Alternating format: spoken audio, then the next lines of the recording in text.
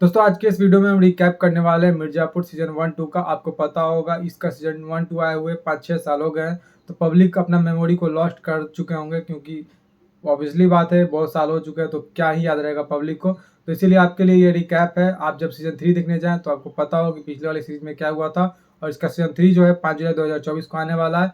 तो सबसे पहले बात करते हैं इसका सीज़न 1 के बारे में। तो सीज़न 1 में आपको देखने को मिला था अखनंदा त्रिपाठी उर्फ कालीन भैया। आपको पता होगा ये अपने पिताजी का विरासत संभाल रहे हैं, मिर्ज़ापुर को आगे बढ़ा रहे हैं। इनका जो धंधा होता है रेशम का और सारा बहुत सारा व्यापार रहता है और कट्टा का रहता है। ऑब्वियसली जो प्रमुख व्यापार रहता है कट्टा और रेशम का। और ये जो चीफ मिनिस्टर हैं और जो प्रशासन होता है उनके अंदर रहना चाहते हैं और फंड करते हैं अपने नेता को। तो आपको पता होगा यूपी में गुंडा राज है। यूपी की मिर्ज़ापुर की ये कहानी है। आज से 10 साल पहले यूपी में क्या था, गुंडा राज ही था। तो गुंडे लोग प्रशासन के ही नीचे रहते हैं, प्रशासन को फंड देकर, नेता को फंड देकर। तो वैसे ही इसमें भी दिखाया गया है सारा। तो इसमें जो मुन्ना त्रिपाठी रहता है, कालीन भैया का बेटा, वो मतलब अपने पिताजी का जो गद्दी रहता है वो लेना चाहता है। साम दाम दंड भेद से कैसे भी वो अपने पिताजी का गद्दी ले, क्यों ना उनको पिताजी के अपना डेथ ही करना पड़े, मारना ही पड़े।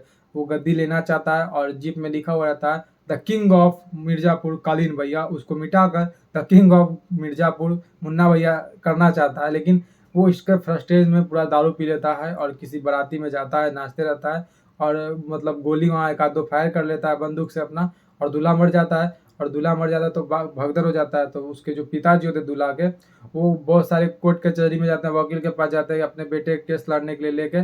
लेकिन उसका केस कोई नहीं लड़ता है। लेकिन इतने में मुन्ना का केस एक और वकील लड़ता है। गुड्डू भैया और बबलू पंडित के पिताजी केस लड़ते हैं। और केस लड़ते हैं, पता चल जाता है कि वो केस भी ले लिया है, मर्डर हो गया। वो जो दरोगा होता है वो आके बोलता है कालीन भैया कि आपका बेटा ये किया है, इसका केस भी ले चुका है एक वकील। तो उसको धमकाने के लिए मतलब जाना पड़ेगा। तो मकबूल को पता रहता है कि ये सब कांड हुआ है, लेकिन मकबूल ने भी नहीं बताया कालीन भैया को। और मकबूल बोलता है कि 1 मिनट में सलटा देंगे हम। लेकिन जो मुन्ना भैया होता है वो बोलता है कि नहीं, हमने कांड किया तो मैं ही करूँगा। और वो अपने गुंडे लेकर जाता है घर, बबलू पंडित और गुड्डू पंडित के मतलब घर पर जाता है। और वहाँ पे उसके पिताजी को धमकाता है और उसकी बेटी को मतलब गलत सलत बोलता है। और फिर उसका भाई आ जाता है उतने में ही दोनों, बबलू पंडित और गुड्डू पंडित। और अपने पिताजी को अभद्र भाषा देखकर बोलता है मुन्ना, अभद्र भाषा उनके पिताजी को, उनके माँ को, उनके बहन को। तो इस सहन नहीं कर पाता, उसको मारता है और मार के उसको भगा देता है। तो पूरा मतलब खून खराबा वहाँ होता है, मुन्ना को पूरा मारता है वो। फिर जो कालीन भैया होते हैं वो मकबूल को भेजकर दोनों को बुलाते हैं और दोनों को बुलाकर अपने यहाँ काम पर रख लेते हैं। कुछ क्वेश्चन पूछ के उनके क्वेश्चन पर वो खड़ा उतरता है। दोनों को काम पर रख के देखते हैं कि मुन्ना भैया कि हम ये दोनों मुझे मारा और मेरे ही पिताजी इस दोनों को काम पर रख लिए। तो ये और ज़्यादा गुस्सा हो जाता है अपने पिताजी से। और पिताजी इसको समझाते हैं कि मतलब अपने से मतलब कोई गलत काम नहीं करना पड़ता, अपना आदमी रखना पड़ता है। तो ये सब वो नहीं समझ पाता, लेकिन सोचता है कि कैसे इस दोनों से बदला लिया जाए, इस दोनों को हटाया जाए। और वो प्यार भी करता है, श्वेता तिवारी जो स्वीटी तिवारी जो होती है उससे प्यार भी करता है। और गुड्डू भी उसी से प्यार करता है। जो लड़की होती है वो प्यार करती है गुड्डू से, लेकिन जो मुन्ना होता है वो एक तरफा प्यार करता है लड़की से, लड़की नहीं प्यार करती है। तो इसमें आपको देखने को मिलेगा कि वो अपने प्रेमिका को मार देता है, जो मुन्ना होता है स्वीटी तिवारी को मार देता है और वो मर जाती है। फिर उसके भाई को, गुड्डू के भाई को भी मार देता है। कालीन भैया का एक और इसमें दुश्मन होता है रतिशंकर शुक्ला, जो कि उनके पिताजी के समय से होता है दुश्मन, क्योंकि उनके पिताजी होते हैं बाबूजी, वो इनको उत्तराधिकारी नहीं बनाते हैं, इनका वफादार आदमी कह देते हैं। तो इसीलिए गुस्सा में उनके पिताजी को मारना चाहता है, कालीन भैया के पिताजी को मारना चाहता था। लेकिन जो कालीन भैया के पिताजी होते हैं वो इसको दे देते हैं जौनपुर जिला, जो कि उसमें तुम रहो और उससे बाहर नहीं निकलना और कभी आँख उठाकर मिर्ज़ापुर पर नहीं देखना। लेकिन ये ऐसा नहीं करता है, मुन्ना भैया को मारना चाहता है, जो कि अखनंदा त्रिपाठी के उत्तराधिकारी होते हैं, उनको मारना चाहता है। तो ये जो कालीन भैया होते हैं वो निपटा देते हैं। जो रतिशंकर शुक्ला जो होता है उसको निपटा देते हैं, वो मर जाता है। तो उसके जो बेटा होता है वो भी बदला लेने के लिए चाहता है अपना पिताजी का।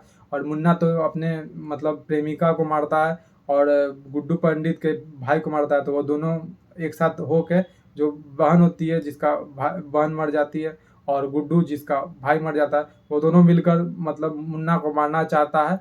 और जो जिसका बाप मरा था वो भी मारना चाहता है दोनों को, भाई बाप बेटे को। तो ये सब मिलकर मिर्ज़ापुर में खलबली मचाना चाहते थे, मिर्ज़ापुर की गद्दी को मतलब तहस-नहस करना चाहते थे। और आपको एक चीज़ और पता होगा, कालीन भैया का जो एक बीवी थी बीना तिवारी, वो कालीन भैया से कुछ नहीं होती है, सर्टिफ़ाई नहीं होती है, तो इसमें कालीन भैया को नपुंसक दिखा दिया गया है, वो अपने नौकर के साथ संभोग करती है। आपको देखे होंगे ये चीज़ तो पता होगा।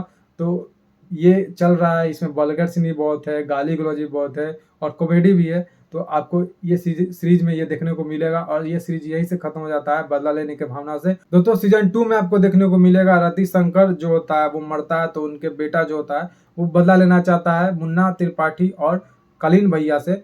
और जो गुड्डू पंडित होता है वो अपने भाई का बदला लेना चाहता है। और स्वीटी तिवारी जो होती है वो उसकी बहन अपने बहन का बदला लेना चाहती है, दोनों बाप बेटा से। और ये सब मिलकर जो मिर्ज़ापुर के गद्दी को मतलब तहस-नहस करना चाहते हैं। इसमें बीना तिवारी मिली हुई होती है रति शंकर के बेटे से, क्योंकि वो सर्टिफ़ाई नहीं होती अपने मतलब पति से। और बाबूजी भी उनके वो कमरे में अपने ले गए थे अपनी बहू को, तो वो भी बदला उनको निकालना ही था बीना भाभी को। तो बीना भाभी भी मिली हुई रहती है और सब मिलकर दोनों बाप बेटे को मारना चाहते हैं और मार भी देते हैं दोनों बाप बेटे को। लेकिन बाप और बेटे दोनों में ही प्राण साथ चल रहा होता है। और बेटे के पास गुड्डू पंडित और स्वीटी की बहन जाती है और वहाँ जाकर मतलब बोलता है मुन्ना कि यहाँ नहीं, यहाँ मारो दिल पे। तो वो नहीं मारता है, फिर उसका जो गुड्डू पंडित होता है वो मार देता है उसको। और फिर उसको मतलब वहाँ वो मर जाता है मुन्ना। और फिर उसके बाप के पास जाने वाला ही होता है, जैसे ही गोलीबारी हो जाता है, जिसका मतलब रति शंकर का बेटा गोलीबारी कर देता है। और गोलीबारी करने के बाद उसका जो बाप होता है मुन्ना का बाप कालीन भैया को लेकर वो भाग जाता है। और फिर वो खोजते रहता है, वो नहीं मिलता है। फिर यहाँ से सीज़न 2 का कहानी खत्म हो जाता है। इसी में आपको सीज़न 3 में देखने को मिलेगा जो कालीन भैया है उनको रति शंकर का बेटा क्यों लेकर भागा और वो कैसे जिंदा हुए। और मुन्ना भैया को आपको डेट इसीलिए दिखाने वाला है इसमें, क्योंकि मुन्ना भैया तो मर चुके थे और उनकी बीवी अब बदला लेने वाली है। और रति शंकर प्रसाद जो है उसका भी बेटा कैसे बदला लेगा इसमें देखने को आपको मिलेगा। और बीना भाभी का भी कुछ इसमें एंगल है और गुड्डू पंडित का भी कुछ एंगल चलेगा। तो ये सब मतलब अभी पॉलिटिक्स का कहानी होने वाला है सीज़न 3 में। और सबकी बीवी आकर सामने लड़ेगी। और सीज़न 2 में आपको बहुत ज़्यादा वल्गर सीन, सेक्स सीन दिखाया गया होगा, आपको पता होगा। दोस्तों ये था मेरा आज का रिकैप सीज़न 1-2 का। मैंने कुछ ही रिकैप किया है, जो इम्पोर्टेंट बात थी मैंने वही बताया।